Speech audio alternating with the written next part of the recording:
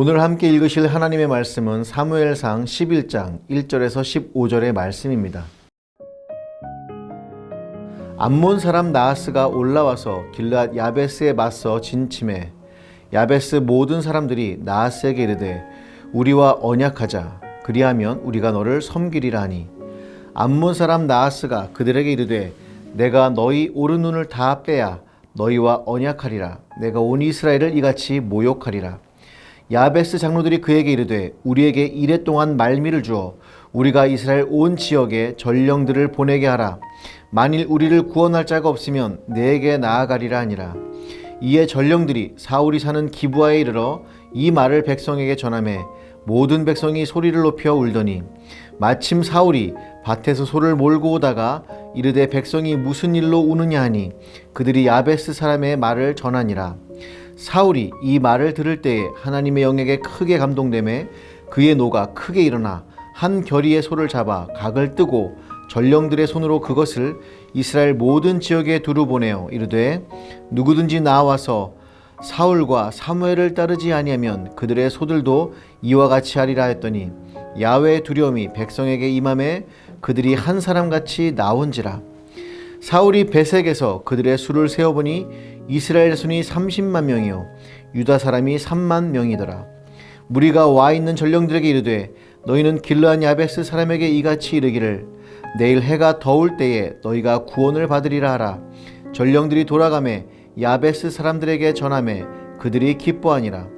야베스 사람들이 이에 이르되 우리가 내일 너희에게 나아가리니 너희 생각에 좋을 대로 우리에게 다 행하라 하니라. 이튿날 사울이 백성을 3대로 나누고 새벽에 적진 한가운데로 들어가서 날이 더울 때까지 암몬 사람들을 치매 남은 자가 다 흩어져서 둘도 함께 한 자가 없었더라. 백성이 사무엘에게 이르되 사울이 어찌 우리를 다스리겠느냐 한 자가 누구니이까 그들을 끌어내소서 우리가 죽이겠나이다. 사울이 이르되 이날에는 사람을 죽이지 못하리니 야훼께서 오늘 이스라엘 중에 구원을 베푸셨음이니라. 사무엘이 백성에게 이르되 오라 우리가 길갈로 가서 나라를 새롭게 하자. 모든 백성이 길갈로 가서 거기서 야훼 앞에서 사울을 왕으로 삼고 길갈에서 야훼 앞에 화목제를 드리고 사울과 이스라엘 모든 사람이 거기서 크게 기뻐하니라. 아멘.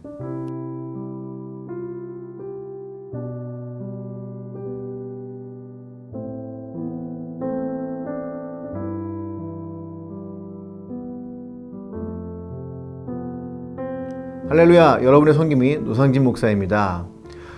이창현이란 분이 잃어버릴 것은 초심뿐이라는 시에서 신이라는 존재는 처음 도전하는 사람의 초심을 좋아한다고 그렇게 말을 했습니다. 어떤 사람이 처음으로 하는 운동이나 경기에서 운이 좋아 이기는 경우가 있죠. 이를 초심자의 행운이라고 합니다. 신이 초심, 즉 겸손한 마음을 좋아하기 때문에 주는 행운이라는 것이죠. 오늘 사울이 치른 첫 번째 전쟁에 대한 이야기가 나옵니다. 암몬은 아브라함의 조카 롯이 소돔과 고모라에서 빠져나온 후에 술에 취해 두 딸과 동침해서 낳은 모압과 암몬이라는 자녀로부터 유래한 나라입니다. 가깝지만 먼 나라는 것이죠. 가까운 곳에 위치해 있지만 서로 싸우고 전쟁하는 일이 빈번했습니다. 이 전쟁은 사울에게 있어 매우 중요한 전쟁이었습니다. 왕이 되기 위해서는 두 가지 중요한 통과 의례가 있었습니다. 하나는 제사장에 의한 기름 부음이었습니다. 사무엘은 이미 사울에게 왕으로서의 기름을 부었습니다. 또 다른 하나는 전쟁을 승리함으로써 하나님이 세우신 왕이라는 것을 증명해야만 했습니다. 그 때문에 암몬과의 전쟁에서 패배를 하거나 도망을 간다면 왕으로서의 증명을 하지 못할 수밖에 없었습니다. 므낫사 지파였던 길르앗 야베스는 암몬 나하스 왕에 의해 협박을 받고 있었고 이 소식을 전령들이 이스라엘 백성들에게 전달을 하였습니다. 곧 사륙의 전쟁이 벌어질 것에 대한 두려움 때문에 백성들은 목이 터져라 울기 시작을 했습니다. 아직 왕이 아니었던 사울은 밭에서 소를 모는 일을 하다가 퇴근 중에 울고 있는 백성들을 만나고 왜 울고 있는지를 물어봅니다. 상황을 알게 된 사울에게 이상한 일이 일어났습니다. 사울이 이 말을 들을 때에 하나님의 영에 크게 감동되며 그의 노가 크게 일어나 사울은 본래 수줍음이 있었던 사람입니다. 그러나 하나님의 영이 그에게 부어지자 그는 두려움도 수줍음도 사라졌습니다.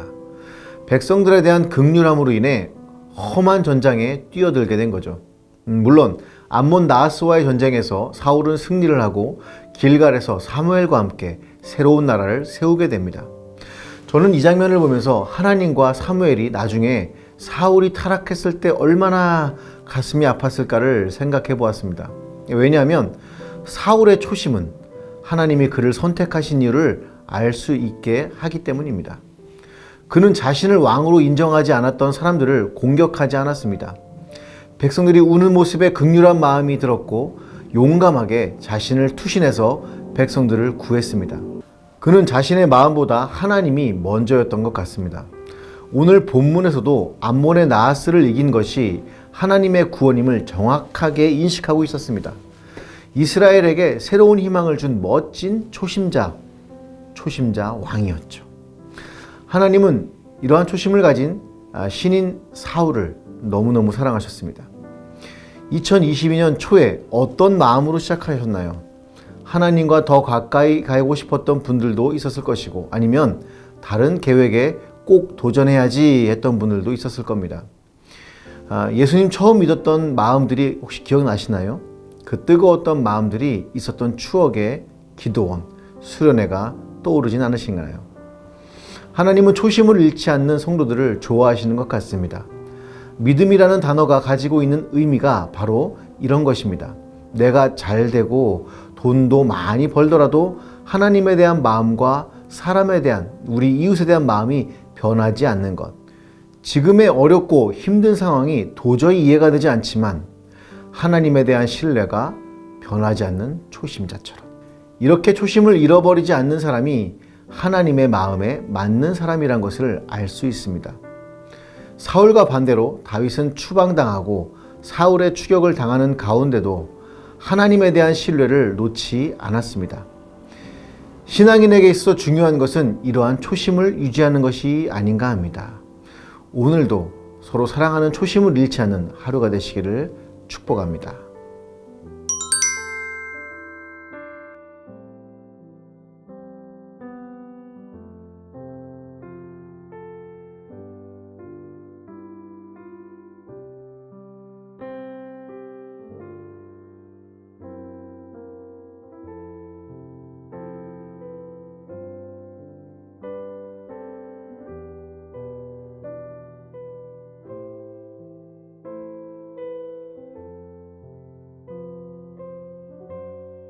기도하시겠습니다. 선하신 하나님 감사합니다. 초심자의 마음을 사랑하시는 하나님을 찬양합니다. 우리들의 마음이 여러 왜곡된 상황 속에서 변할 수 있음을 고백합니다. 초심을 다잡고 살아갈 수 있게 하여 주옵소서. 예수님의 이름으로 기도합니다. 아멘.